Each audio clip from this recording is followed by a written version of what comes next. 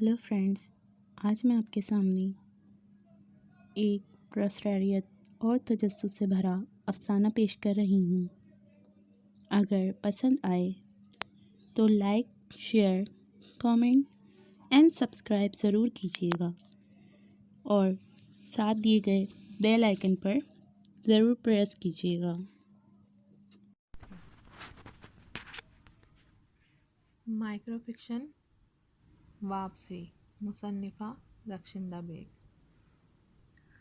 हर दिन वो इस मानूस दस्तक की मुंतज़िर रहती। ना जाने उसे किस तरह इल्म हो जाता था कि सबा इस वक्त अकेली है और वो सुबह खराम हवा के झोंके की तरह उसके पास आ मौजूद होती। लबों पर बहुत नरम और धीमी सी मुस्कुराहट लिए, आँखों में तसल्ली के जुगनू समेटे, वो सरापे सुकून थी। या फिर सबा को ही ऐसा लगता था। सबा और जावेद की शादी को भी एक हादसा ही कहेंगे। जावेद लाहौर से वापस जा रहा था, जहां वो अपने किसी कारोबारी दोस्त से कुछ मामलात तय करने गया था। मगर बात वही कि लाहौर की रंगीनियां और दोस्तों के साथ मौज मस्ती में वक्त गुजरने का पता ही ना चला, और जब उसने वापसी का कसद किया तो रात काफ़ी हो चुकी थी। वापस जाते हुए उसकी गाड़ी की रफ्तार काफ़ी तेज़ थी। गाड़ी में आपदा परवीन की गज़ल, जब से तूने मुझे दीवाना बना रखा है, धीमी आवाज़ में अपना फुसूं बिखेर रही थी। और बाहर रात और चाँद के हसीन इम्तिजाज ने अपना फुसूं बखेरा हुआ था। अचानक सुनसान सड़क पर एक परी पेकर हसीना नमूदार हुई, मुखालिफ सिमत से गाड़ी की जानिब दौड़ी और बीच सड़क पर खड़ी हो गई। ये सब लम्हों में हुआ। जावेद ने बहुत ही फुर्ती से ब्रेक लगाए। सारा माहौल एक करी चीख से चटक सा गया। लड़की हल्के से गाड़ी के बोनेट से टकराई और गाड़ी पर ही उलट गई।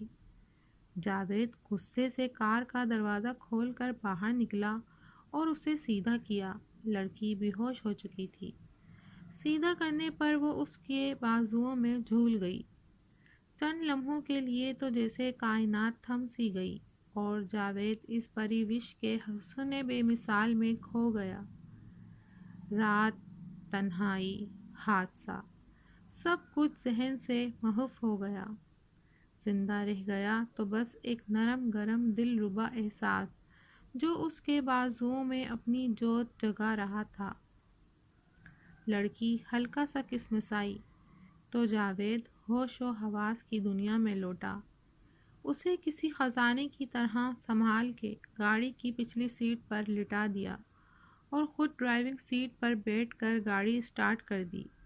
सफ़र शुरू हुआ और अब सारे फुसों पर भारी एक फितनागर और उसका एहसास उसके हमरा था।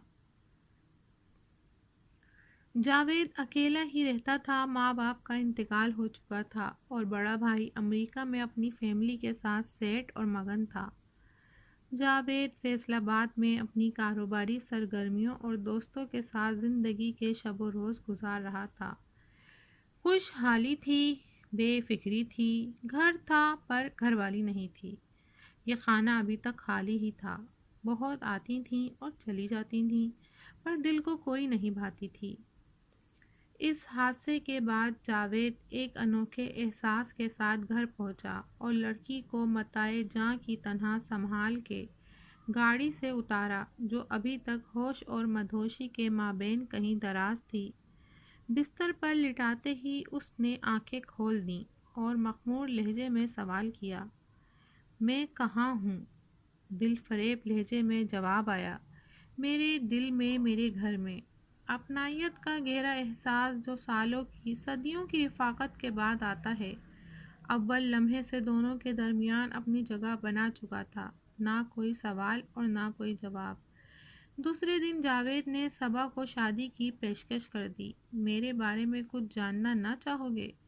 सबा ने दिल नशीं लहजे में सवाल किया। कुछ एहसास हर जान पहचान से मुबर्रा होते हैं। तुम मेरी हो और इसीलिए इस ज़मीन पर उतारी गई हो। मैं तो सिर्फ इतना जानता हूँ। جاوید نے جواب دیا، اور یوں دو اجنبی زندگی کے سفر میں ایک دوسرے کے ساتھی بن گئے۔ جاوید صبا کو پا کے بہت خوش تھا، تو صبا بھی اس پر واری صدقے جاتی تھی، گویا ہر دن عید اور ہر رات شب برات تھی۔ صبا کی بھی وہی روایتی کہانی تھی، سوتیلی ماں کا ظلم اور ایک بڑی عمر کے بوڑھے سے زبردستی اس کی شادی، جس سے جان بچا کر وہ آدھی رات کو گھر سے بھاگ نکلی۔ زندگی میں کچھ ٹھہراؤ آیا تو جاوید کو کاروبار کی فکر لاحق ہوئی کہ اور بھی غم ہے زمانے میں محبت کے سوا، اور ایسے میں وہ اس کی تنہائی بانٹنے چلی آتی تھی۔ کہتی تو یہی تھی کہ قریب ہی رہتی ہوں، بڑی میٹھی باتیں کرتی، اس کے ساتھ وقت گزرنے کا پتہ ہی نہیں چلتا تھا۔ وہ ہمیشہ اس وقت آتی جب جاوید گھر پر نہ ہوتا، اور پھر پہلی بار ایسا ہوا کہ وہ جاوید کی موجودگی میں ہی چلی آئی۔ صبا کچھ حیران ہوئی اور کچھ پریشان بھی، کیونکہ اس کے منع کرنے پر ہی صبا نے اپنی اس پراسرار دوست کے بارے میں جاوید سے کوئی تذکرہ نہ کیا تھا۔ بہرحال تعارف کی رسم نبھائی گئی اور وہ چائے کا انتظام کرنے منظر سے غائب ہو گئی۔ واپس آئی تو جاوید ایک ٹرانس کی حالت میں بیٹھا یک ٹک سامنے تکے جا رہا تھا، اور اس کی دوست موجود نہیں تھی۔ ارے آج یہ اتنی جلدی چلی گئی، اس نے خود کلامی کی، پھر یہ سوچ کر تسلی دی کہ شاید جاوید کی موجودگی کی وجہ سے نہ ٹھہری ہو۔ اس دن کے بعد سے جاوید کا رویہ ایک دم بدل سا گیا تھا۔ ایک سرد مہری اور اجنبیت ان دونوں کے درمیان موجود ہوئی، اور ہر گزرتے دن اس میں اضافہ ہی ہوتا چلا جا رہا تھا۔ وہ مشتاق ہوتی اور جاوید بیزار۔ وجہ وہ سمجھنے سے قاصر تھی۔ انہی گھن لگے دنوں میں ایک دن جاوید کا فون آیا کہ تیار ہو جاؤ، ہم لوگ لاہور جا رہے ہیں۔ بڑے دن بعد وہ اس سے مخاطب ہوا تھا۔ وہ تو خوشی سے کھل اٹھی، ہر مسام جاں کو سجائے وہ اس کی منتظر تھی کہ گاڑی کے ہارن کی آواز سنائی دی۔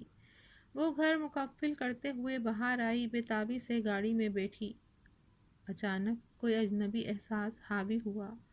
مڑ کر دیکھا تو گاڑی کی پچھلی نشست پر اپنی پراسرار دوست کو براجمان پایا۔ سوالیہ نظریں جاوید کی سمت اٹھیں۔ ہاں یہ بھی ہمارے ساتھ جائیں گی، انہیں بھی لاہور جانا تھا، راستے میں ملی تو میں نے کہا تمہاری دوست ہیں، تمہارا سفر اچھا کٹ جائے گا۔ سفر اس قدر خاموشی سے کٹ رہا تھا کہ جیسے گاڑی میں 3 زندہ نفوس نہ ہوں، مٹی کے بے جان پتلے ہوں، قوت گویائی اور سماعت سے محروم۔ اور پھر گاڑی کے بریک چرچرائے اور جاوید نے ایک جھٹکے سے گاڑی روک دی۔ کچھ دیر میں تینوں گاڑی سے باہر کھڑے تھے۔ صبا کے جسم و جاں میں ایک آگ سی بھڑک رہی تھی۔ جاوید اور وہ پراسرار دوست ایک طرف کھڑے تھے اور وہ دوسری جانب۔